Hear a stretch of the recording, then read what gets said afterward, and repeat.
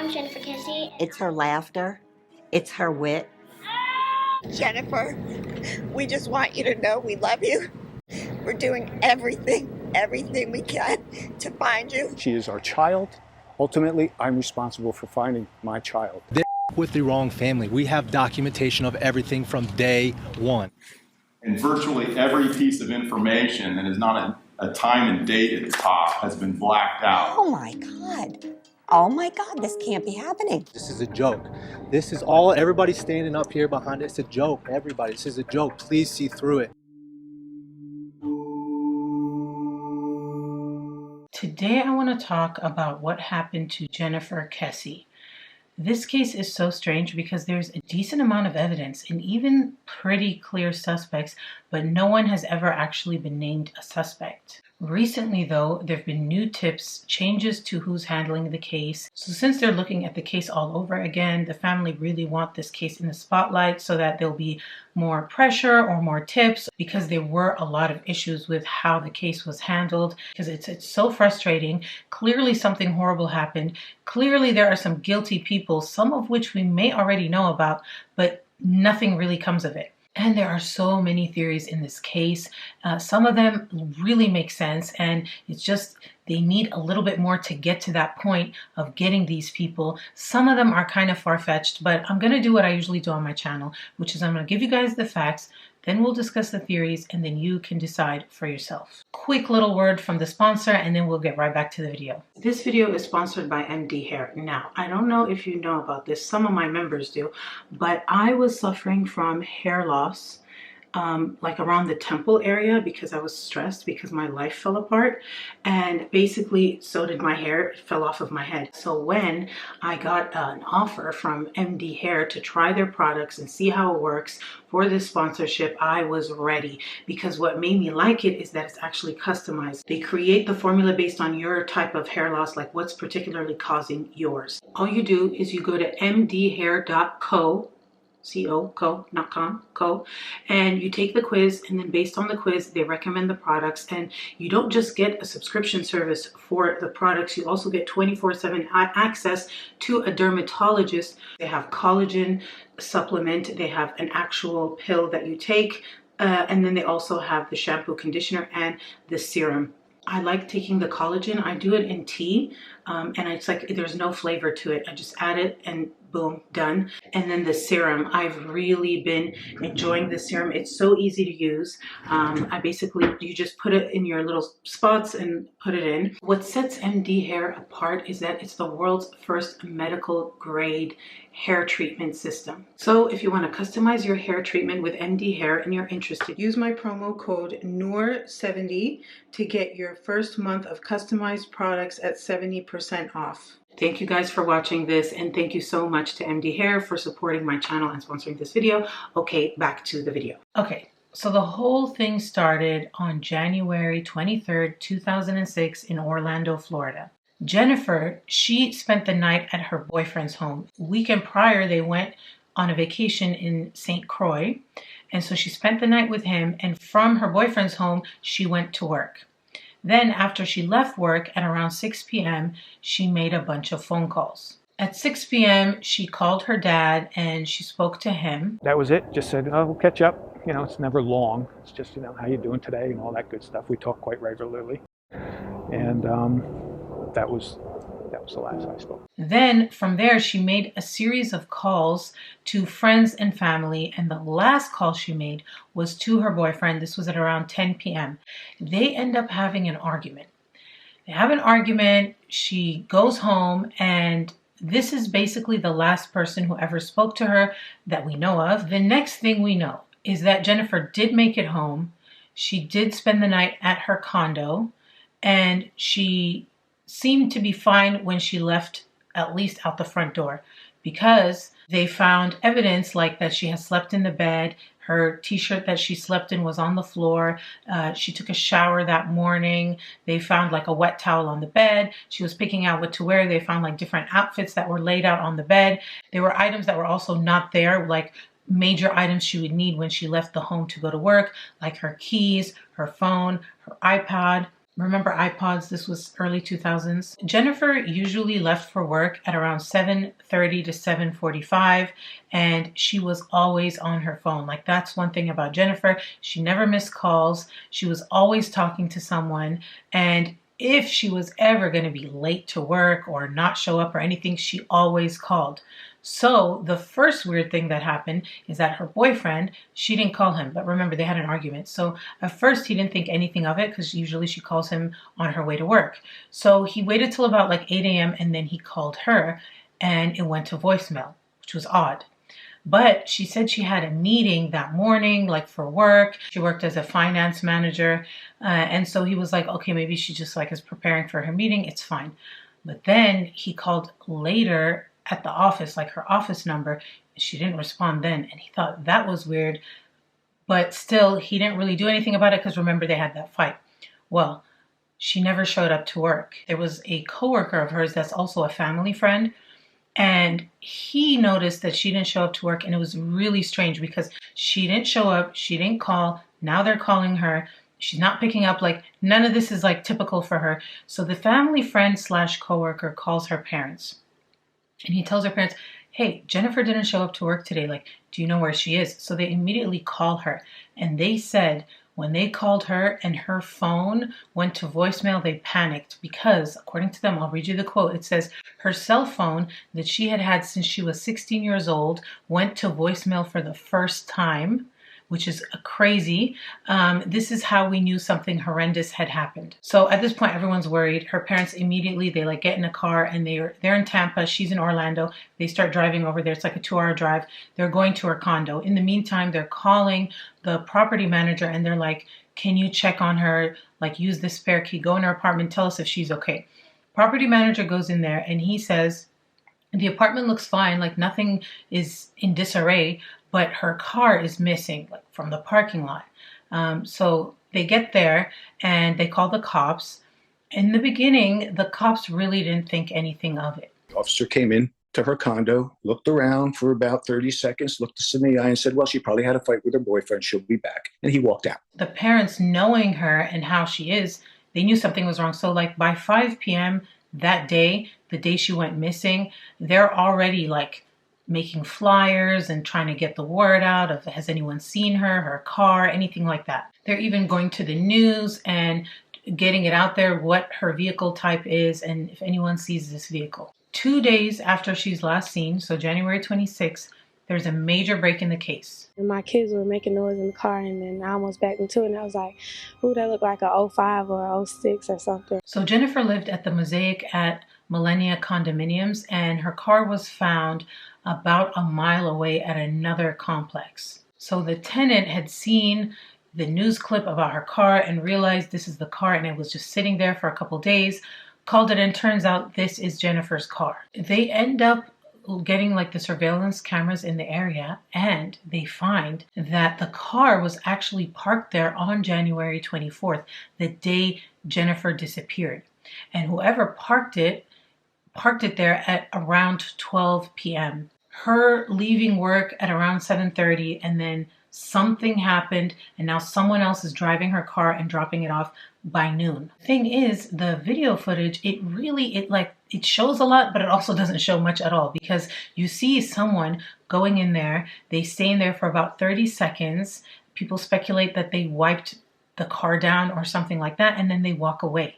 But you really can't see their face because it's like the bars are covering the facial features. All you can see is the body of the person, a little bit of their hair. It's interesting because in the beginning, we're told that there's only very few things that they get from the vehicle in terms of DNA evidence and fingerprints. Apparently there's way more. There's actually 100 fingerprints that are not identified. We have 2 hairs that are unidentified. It's weird why that wasn't followed up on, but at the moment, all they're saying is there's a large boot print near the gas pedal and that there is one fingerprint, but it's Jennifer's. There were things missing from the vehicle, her cell phone, her iPod, her keys, her purse, her briefcase, and the outfit she was wearing. And they couldn't trace her phone because the power was always off on it. And her bank account card has never been used since her disappearance. So they think that those items were taken to not make the link of who the person who was who did it, but it wasn't robbery the motive. They think the motive was something else. At this point, police finally consider Jennifer a missing person, and they're like, something happened to her, and this is the person of interest. So they circulate the video to try to see, does anyone know who this person is? Based on the evidence that they found on the car, specifically the dust on the car, the markings that were made in the dust on the hood of her car, investigators believe that this is signs of a struggle. They say that it looks like someone was thrown down on top of the hood, arms spread out, and then dragged back, and then like there's finger scribbles through the dust markings, like someone was using their hand to almost like hold on to the hood of the car, and they were dragged away and put into the car and taken, abducted, basically. They're really trying to find out who this person of interest is. The police go to NASA to try to get clearer photographs and the businesses where the cameras were taken from, and that's the best they could get. Still didn't say much, but they could determine a few things from the footage. They believed the person was male. They said that they were wearing workman's clothes, and the FBI determined that this person, probably a male, is about 5'3" to 5'5" with, quote, notably large feet for his height. A witness ends up coming forward and says, I saw this car coming out of Jennifer's complex parking lot, and it was driving erratically. It was like zigzagging, and it looked like there were two people fighting for control of the steering wheel. They said the person who looked like a female was in the passenger seat. So someone took her, put her in the passenger seat, they're driving, and she is struggling to try to get control of the steering wheel. After that, no one sees anything, or we don't know anything about what happened to Jennifer. It's at this point that people start talking about the fact that there were construction workers and maintenance workers who not only worked at the condo that Jennifer lived in, but they also lived there. Not only that, but Jennifer had complained to her parents that these construction workers and maintenance workers were always like catcalling and staring at her and whistling, and they just creeped her out to the point where when she would have the maintenance workers come in to do something in her condo, she would be on the phone with her dad or her mom the whole entire time. Like, that's how unsettled she was. Then 2 construction workers had been inside Jennifer's condo doing work a week before she went missing. And that's Ben and Chino. This is where the controversy with the polygraph and all that and the investigation come into play, because they didn't even realize about Ben and Chino till way later, which is another thing that the parents complain about, because the investigators that were in charge of the investigation when it happened, they were going to retire in 7 months. They didn't even write things down. They had to bring them in to like rewrite what the notes they remember. Like, they were checked out, you know, they're like, it's over. That's what the parents say. It was like constantly new detectives coming in, re-looking at the case. Many things were not followed up on. It actually took 3 years for anyone to make the connection with this person named Chino. That's not his real name. That's what he's known as. The media and the police are withholding this person's actual name because they're not claiming that they're a suspect, but they are suspect, if you know what I'm saying. Oh my God, I'm so lame. So there's this detective. He took over the case, like when they shifted. And he's going over everything, and he's re-interviewing people. And that's when he talks to a former housekeeper at the condo. He's talking to her, and he shows her the surveillance footage of the person of interest. And she says, this looks like Chino. The haircut, the way he's walking, the way he's dressed, like, this looks like Chino. So they end up making contact with Chino. Where was Chino? Okay, Chino was in prison for serving a sentence for statutory R word. Okay, so they end up interviewing him in prison. They also end up making contact with Ben. Those were the 2 workers that did work at Jennifer's condo a week before she went missing. Now, they are doing a polygraph, and they're saying that, you know, the polygraph can tell you things, but it's really the conversation that happens before they're hooked up to the polygraph. Ben, he says something about Jennifer passing away, that Jennifer had passed away. But the thing is, she's only missing at this point. Why is he saying she passed away? Later on, the investigators question him, and he says, oh, I hadn't seen her for so long, I just assumed she passed away. So that's already like a weird red flag. But then they talk to Chino. Now, the thing with Chino is he passes it with flying colors, the polygraph. They don't find anything of deception. They're like an FBI polygraph or polygraph or whatever you call it, is, you know, state of the art, and he passed it. But, you know, how do you feel about the polygraph? Do you believe in those polygraphs? Yeah, if you're a narcissist, you can beat it. The other thing against Chino is that there was an anonymous tip that I guess wasn't followed up on, where someone mentions Chino as being involved in Jennifer's disappearance. So now you have the housekeeper saying this person of interest looks like Chino. Then you have Chino having been to her apartment, made contact with her. She's already creeped out by the construction workers. And then someone is leaving a tip saying Chino's involved. But he passes the polygraph, so they let him go.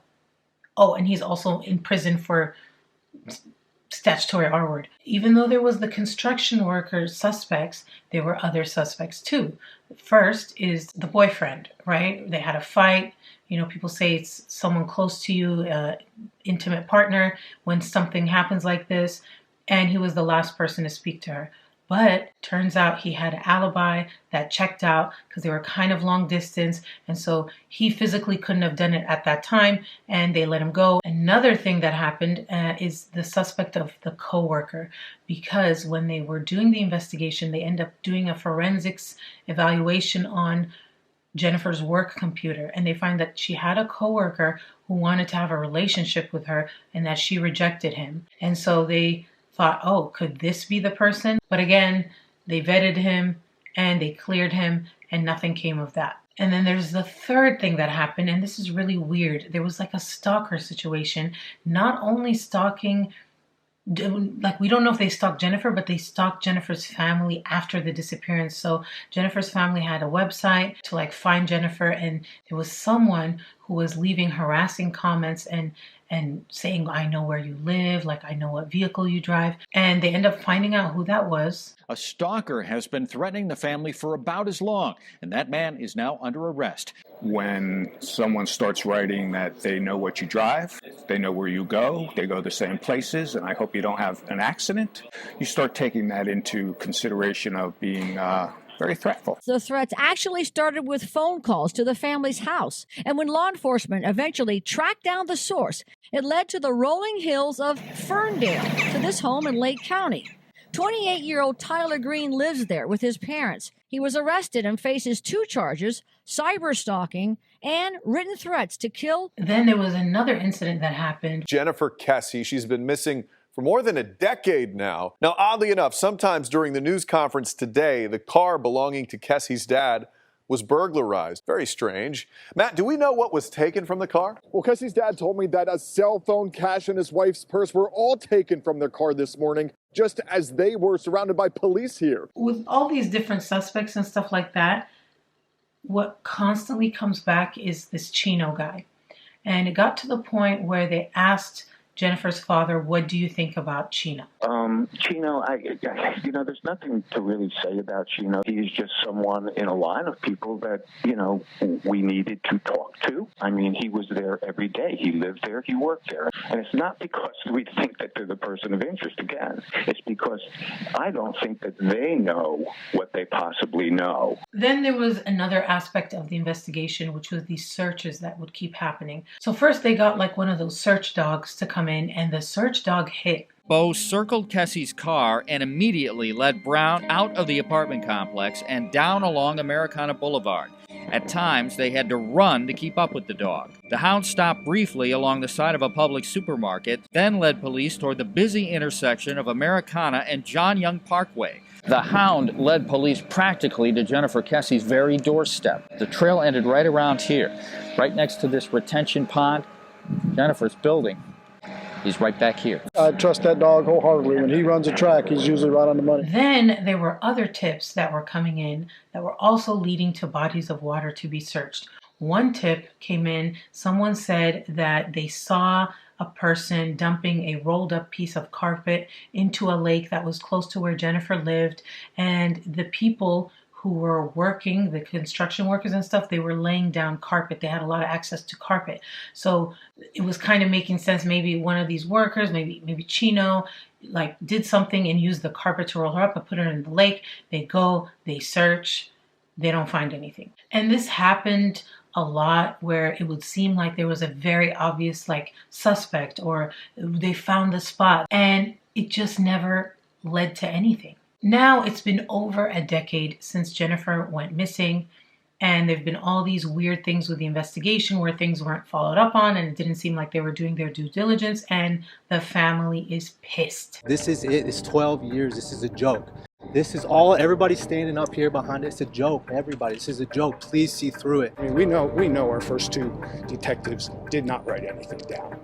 After they retired, they were called back in to write a report because they didn't use a computer. So we know it. They start asking for the case file. They're like, you know what? Give us what you have. We're going to have some private investigators look at this. Like, we need more eyes. We need more something. Like, this isn't going anywhere.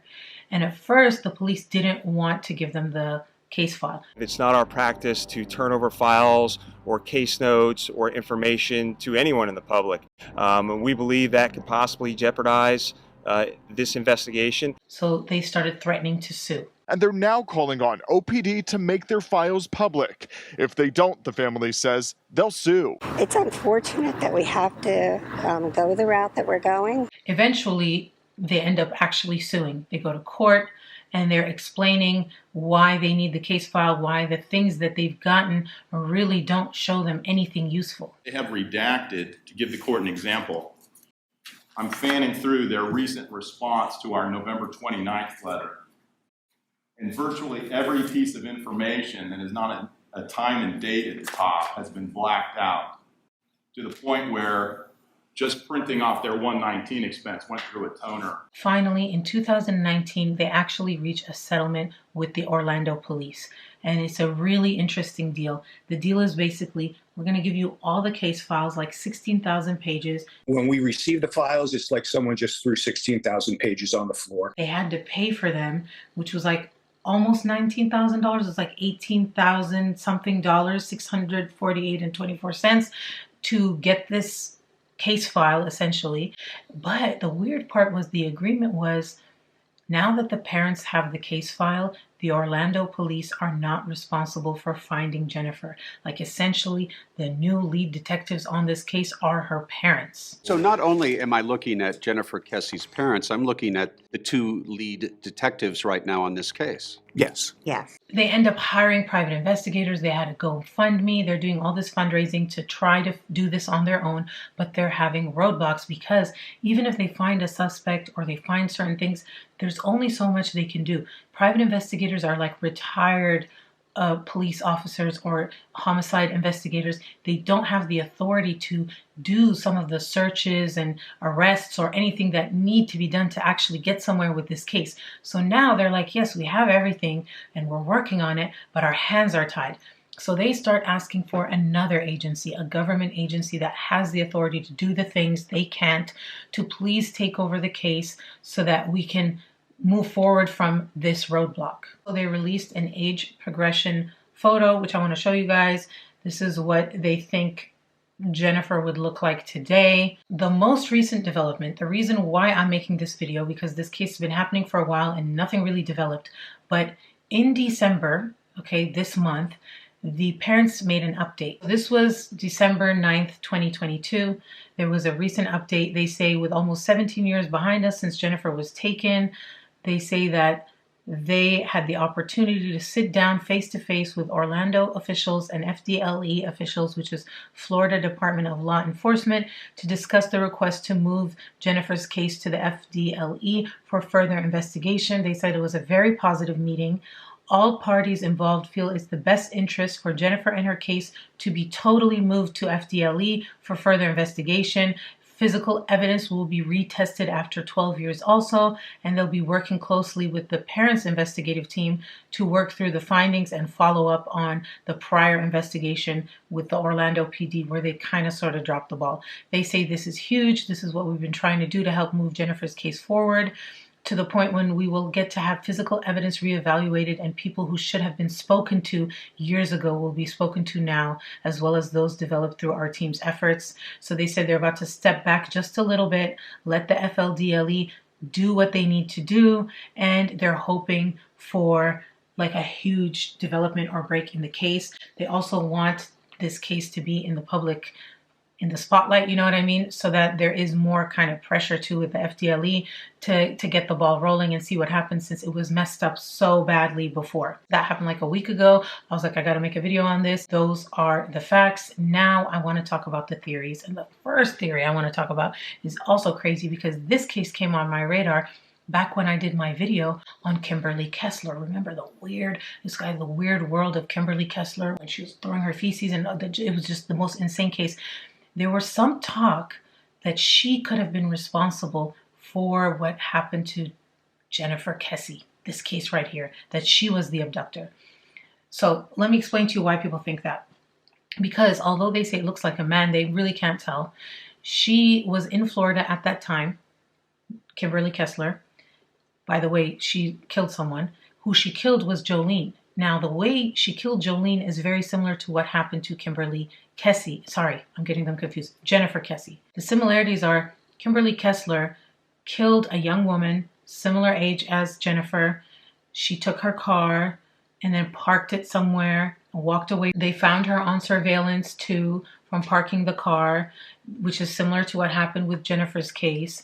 On top of that, she's like the same height as the person in the video. She was known for wigs and disguises. She also worked construction and rode a motorcycle, and people were speculating this person who did this was wearing construction clothes or workers' clothes and may have driven off in a motorcycle or ridden off or whatever after dropping off the car. So people were like making those connections, but really other than that, there are no solid connections between Kimberly Kessler and what happened to Jennifer. But man, if you go online and you start looking, you will find it. As I said, the Jennifer Kesse case got on my radar from doing the Kimberly Kessler case.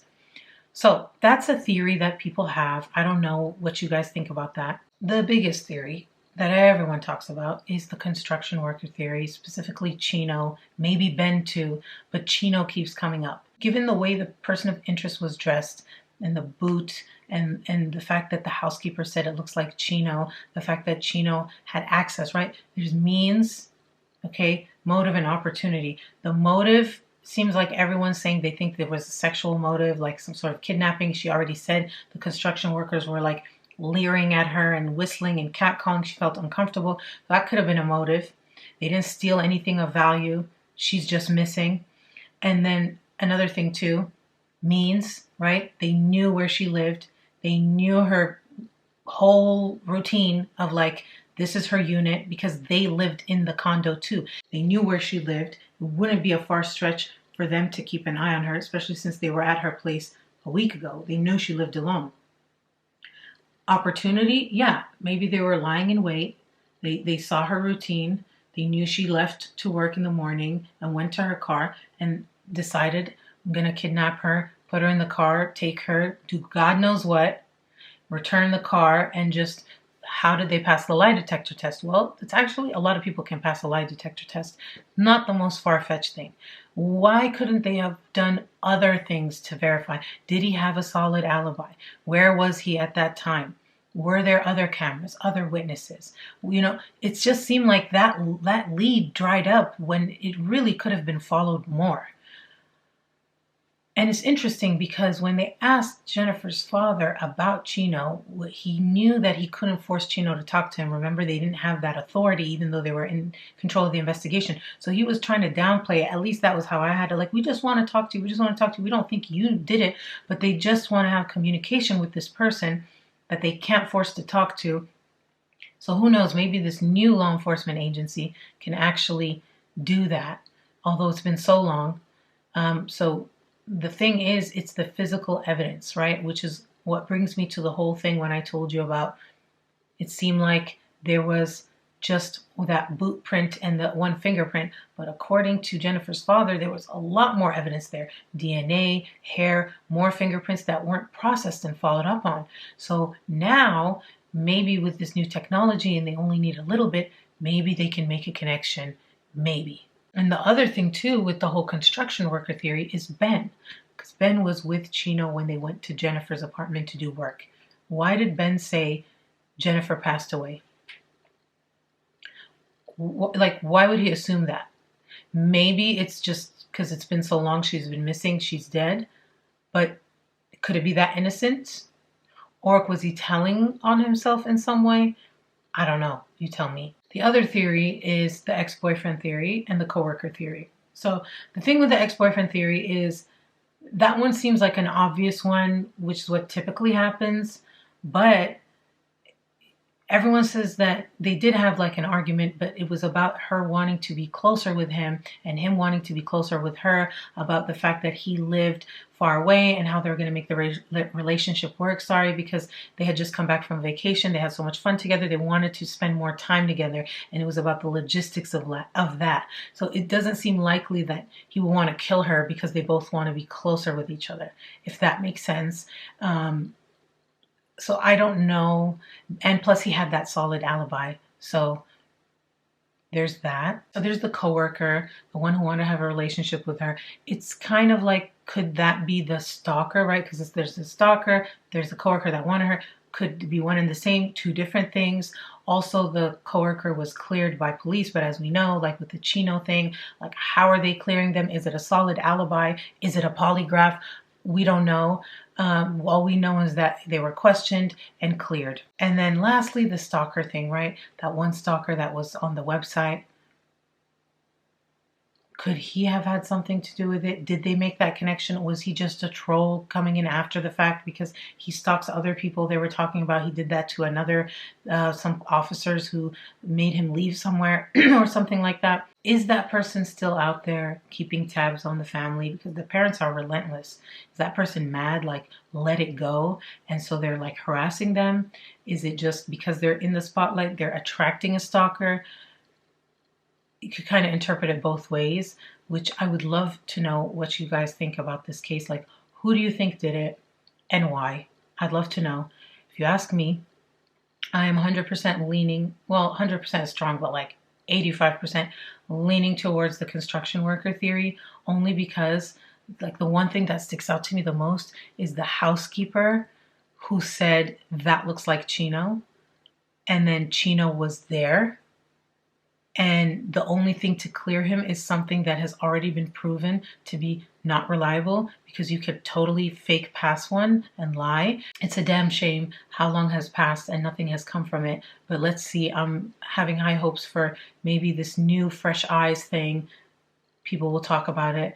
But any information that you have, I'll link that down below, who you can call for tips and things like that. But in any case, thank you guys so much for watching. Thank you to MD Hair for sponsoring this video, supporting my channel. Check the links in the description, and I will see you guys in the next one. Happy holidays.